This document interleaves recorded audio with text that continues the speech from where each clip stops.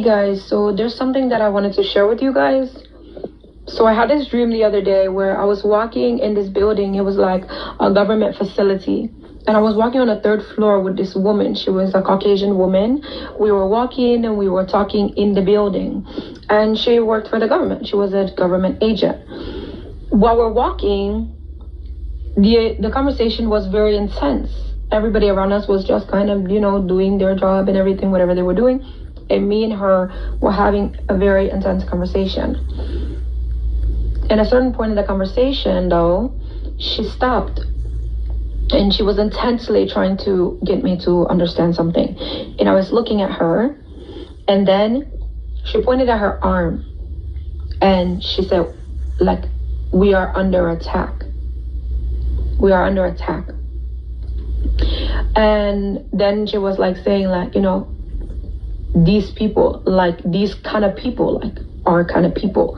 But she was pointing at her arm, like her skin. So when I'm looking at her skin, though, it's my color. The woman was Caucasian, but when she pointed her skin color was like my color, darker color. We are under attack. Like they're about to be under attack. I don't know how to speak on this situation, but what I will say is that this video is not to instill fear into anybody. I believe that warning comes from preparation. That doesn't mean run somewhere and try to take matters into your own arms and your hands, but that means get down on your hands and knees in prayer and pray to God that God will protect, that God will keep, and that God will be with us and provide for us in these last and evil days. When she said, we are under attack, these kind of people are under attack,